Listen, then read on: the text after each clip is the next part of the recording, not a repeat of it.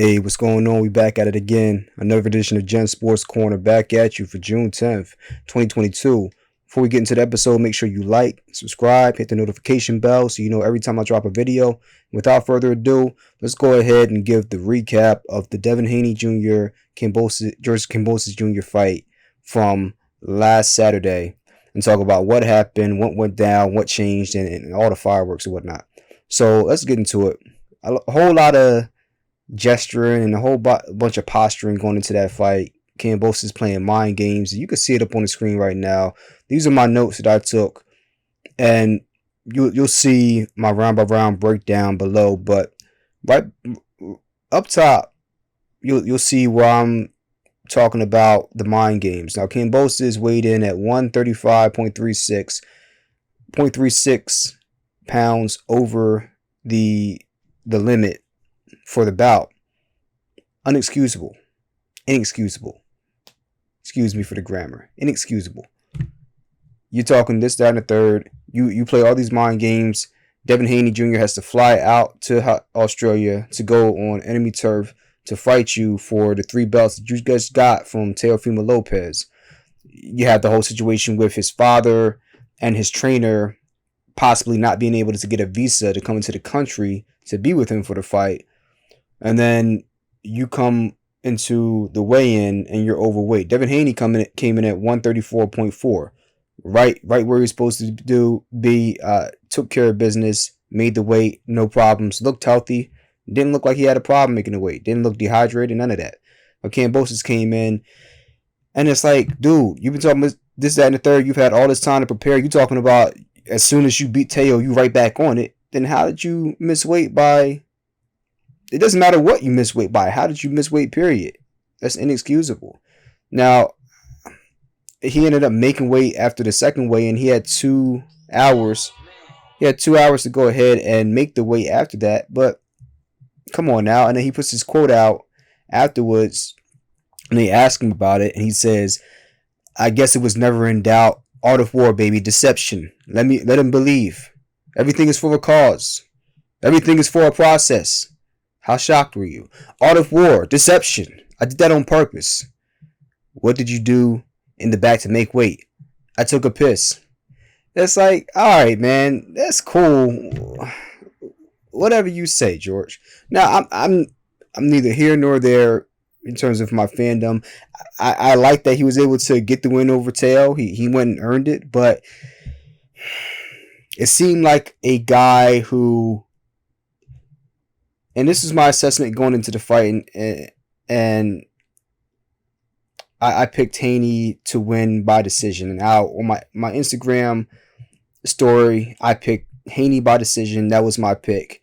I put that up about 2 hours before the fight, so that was my final prediction. But my reason for that was that George Kambosos is a very reactionary fighter. Great counterpuncher, great reflexes. You throw fire at him, he responds back with the flamethrower. That's the way he's built. He's not necessarily a brawler, but if you throw punches at him, he has that same mindset of like a Manuel Marquez, like the way Marquez did with Pacquiao. Like, he's not going to come out and initiate offense, but if you throw fire at him, he's going to respond back in kind, and that's the way a George Kambosos is built. So with the Devin Haney, who has the slightly longer reach, the taller fighter, who has really good defense, and who is also a counterpuncher, I thought that Haney would win because he has a very good jab, and he knows how to use his reach. So I just thought he'd be able to stick the jab out there, and then when Kambosos would try to fire back, I just thought he would catch him with some shots coming in. I thought Kambosos would have some success because he's a very smart fighter, don't get me wrong, but he doesn't have one special thing where he can counter that, like the way the styles matched up. Like, I don't and it seemed like maybe he just wasn't prepared for that this fight.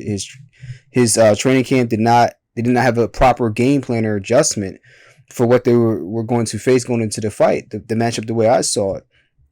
So let's go ahead and go round by round. This is the way I saw the fight going. Round 1, I thought it was a feel-out round for both fighters. Devin Haney establishing the jab and Kambosos responding with a few flurries here and there. But I thought Haney was able to take the round. Then moving on to round 2, Devin Haney really found a home for that jab. And Kambosos, he landed a sharp counter left. He was landing some good punches in spots, like the cleaner power punches for sure, but Haney was being more consistent. So Devin Haney was outlanding Kambosos, even though George landed another sharp hook, but I gave that as a swing round to Haney. I could see that being a swing round to Kambosos, a very close round, but I gave that to Haney. Haney in the third round, landing again with that stiff jab, controlling the round. Strong finish to the round. Kambosos responding back quickly to each punch, but he's just not landing as much. Round 4, again, Haney sticking with the jab, applying pressure, but George was able to turn it up in the final minute of the round.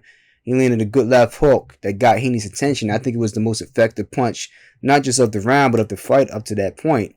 So I gave that round to Kambosos. Now, rounds 5, 6, and 7, and 8, I thought Devin Haney really started to take control of the fight. Rounds 5 through 8. Now, Haney landed a mean uppercut in round 5, controlled the distance with the jab. He started changing his cadence, which threw Kambosos off in that round. And then, to Kambosos' credit, he adjusted right back. He changed up his cadence in the last minute of the round. And Haney was able to edge out that 5th round in the final 30 seconds. Round 6, again, Kambosos landing a nice left hook here and there, but Haney was more consistent. You could say that was a swing round, but the consistency is what made Haney stand out. And then in the 7th round, Haney dominated that round, landing the jab and was starting to land some other punches off the jab. And I remember talking about this in that round. I wasn't watching the fight with somebody, but I remember he's throwing a jab. The right is coming. It's right there. And he landed 1 or 2 straight rights in that round. In round 8, dominating early. Kambosos came alive late in the round, but I just thought it wasn't enough. And then I saw Kambosos, because in that round, some of the announcements were like, well, Kambosos, he might be starting to waver. He might be starting to falter a little bit. But I saw Kambosos starting to sink down on his punches and saying, okay, I'm still here. I'm not going anywhere. He started to ratchet it up in the second half of the 8th round. And in the 9th round, he continued that momentum, and he came out, even though Haney was menacing with that jab, Kambosos was landing big shots in that round, just letting his hands fly a little bit, controlling the action. So I gave Kambosos that 9th round, and then the 10th, again, great action. Haney, again, snapping the jab, but Kambosos landing shots and walking Haney down, applying pressure. Round 11, Haney was beautiful. Boxing, Kambosos trying to charge in and just really push the action because he had to get something going at that point. But Haney won that round. And in round 12, I thought that Haney was still, again, menacing with the jab, but Kambosos was more active and he edged around with aggression. But overall, the way I had the score, you can see it here, I had Kambosos with 4 rounds to Haney with 8 rounds. So Haney 8 rounds to 4. That's why I had to fight, and the judges had it. 2 judges had it 116 to 112. So it was right where I was thinking it was at, and I thought that was a fair decision. He went down to Australia, earned the belts, had a very convincing victory, and he made history. The second youngest undisputed champion in boxing history, if I'm not mistaken, at 23 years old. So you have to give him his props. You really have to give him just all the props in the world for going down there and taking care of business with all the media was a circus with all the obstacles he had in his way leading up to this fight. And for him to go in, compose, and take care of business, how can you not? Dude, come on. Look at him and Ryan Garcia, where they were 3 years ago.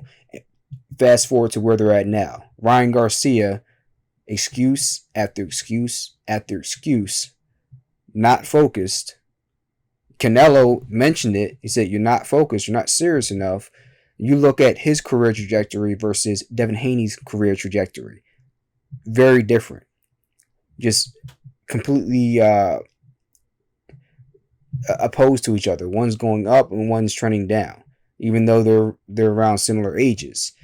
And now if Ryan Garcia gets in the position to try to get a fight with Haney, now Haney calls the shots.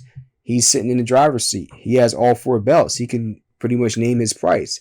Even, in the rematch with Kambosos, because there's a rematch clause. He calls the shots. So do they fight down in Australia again? I don't know. But he can pretty much do what he wants to at this point. I think he has the leverage now. So we'll see what happens. But, congrats to him. Kambosos, congrats to him as well. He fought a very good fight. And I would be interested to see what adjustment he makes in the rematch, because I do think that he has a very legitimate shot to win a fight against Devin Haney, but he has to make those minor adjustments. And one of the big adjustments in my mind would be, you've seen the jab.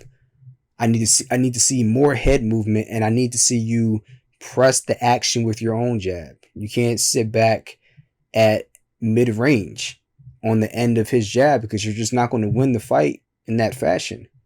Okay? Like, you have the shorter reach, and you want to be at mid-range and then throw a punch and then back up to long range. You're going to be sitting on the end of his jab at best if you're at long range, and then you're going to be right in the fire path of his jab if you're at mid-range. Like, you're really going to have to change distance, close distance, step back out, move your head off the center line, use angles. Don't be so stationary and flat-footed. He was very flat-footed in that fight, and they mentioned this many times throughout the fight. He was so heavy on his front foot because maybe he wanted to get more oomph on his jab, but that also made it extremely difficult for him to move out of the way of Haney's jab. So, I mean, that's an easy adjustment right there. It doesn't take a rocket scientist, and it has nothing to do with boxing ability. That's just a minor technical adjustment. So that alone, along with a few other adjustments he could make, it's a completely different fight. So I'm actually very intrigued for the rematch. So that's going to be coming up. We don't know when, but, Kambosos has already said that he wants to run it back. So that's that. The pound for pound list came out for ESPN, and I think Devin Haney is number 10 on the list. So right now on ESPN, Terrence Crawford is 1. Inoue is second on the pound for pound list after the big knockout victory over Nonito Donaire on, I believe, June 7th, second round knockout in an emphatic fashion. He earned it. 23-0, 20 knockouts. Incredible. Errol Spence, number 3 on the list. Canelo, 4. Tyson Fury, 5. Usyk, 6th. Loma, 7th. Dimitri Bivol, number 8. Shakur Stevenson, 9th. And then Devin Haney, 10th. So, let me know what you guys think of that ranking. And I would put Devin Haney over... Yeah, that's a tough one. Because I think Oscar Valdez is... He's more accomplished than a George Kambosos, right? So that's why he's sitting above Devin Haney. Shakur Stevenson is sitting over Devin Haney, even though Devin Haney just became undisputed champion. But he doesn't really have anybody on his resume. George Kambosos is the only guy. So, and then Devin Haney got one of his belts, and he didn't even have to fight for it, right? So that's being held against him to a certain extent, which is fair. So I think once Devin Haney runs this back, and if he gets that dub, then that will solidify him on the pound for pound list for a lot of these different magazines and media outlets. But let me know what you guys think about that. We have a fight coming up this weekend with Edwin Berlanga, and then I'll be covering the fight between Joe Smith Jr. and Artur Beterbiev on that fight taking place on June 18th. So that's what it is. Let me know what you guys think, and hey, I'll catch you guys on the next episode. Peace.